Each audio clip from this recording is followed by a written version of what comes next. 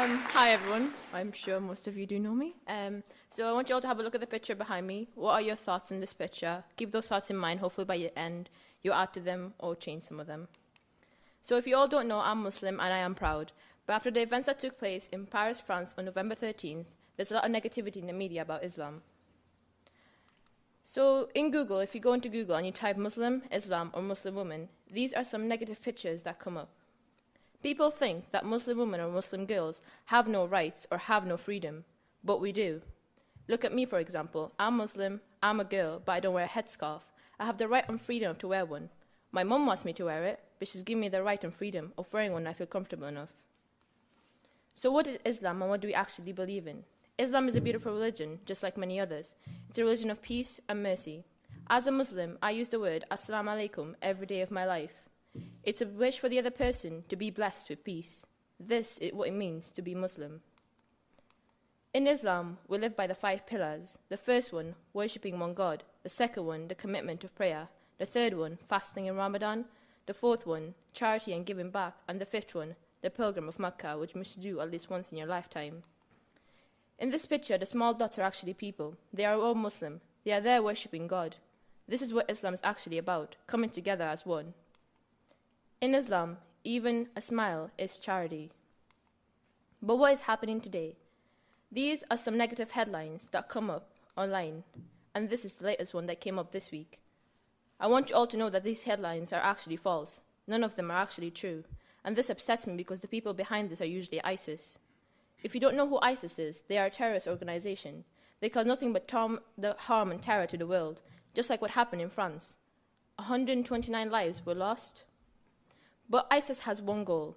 They want countries like ours to reject Muslims. They'll be ecstatic and happy to hear that since the events that took place in Paris, France, Muslims have reportedly been threatened and attacked in the UK, America, Australia, and all around the world.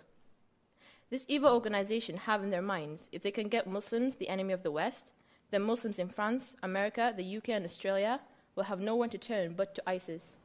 So if you are someone with a Facebook account, Twitter account, Instagram account, or any form of social media, which I'm sure everyone here has, and you are throwing out masses of hate, you are helping ISIS. You are supporting ISIS. This is what they want. So think about it.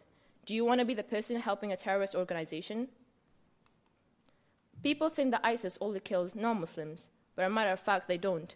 They also kill Muslims. Most of ISIS's victims are Muslims, like what's happening in Syria right now. Therefore, ISIS is not Muslim and is not the face of Islam.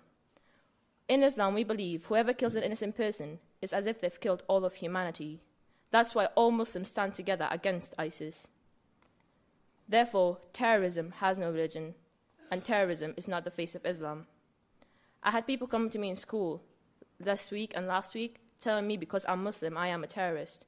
And this is something I go through every day of my life, and it's become worse since what happened in France.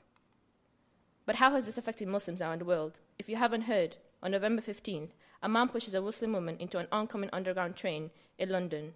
Why? Because she was wearing a headscarf and she was Muslim. Imagine if you're that woman, having to wake up every day and walk out your door knowing you will get attacked and threatened for doing what you believe. People also have this idea that refugees and immigrants are stealing the jobs, but they are not. Take my dad as an example. He's a doctor, and he's Muslim, and he's successful. He saves lives every day. He could have saved one of your relatives. People always think that refugees from Syria, I've seen this on Facebook, close the borders, they are ISIS, they're coming to destroy our country. For a matter of fact, ISIS took over their country. ISIS killed their loved ones. ISIS destroyed their homes. So how would you feel if that was you?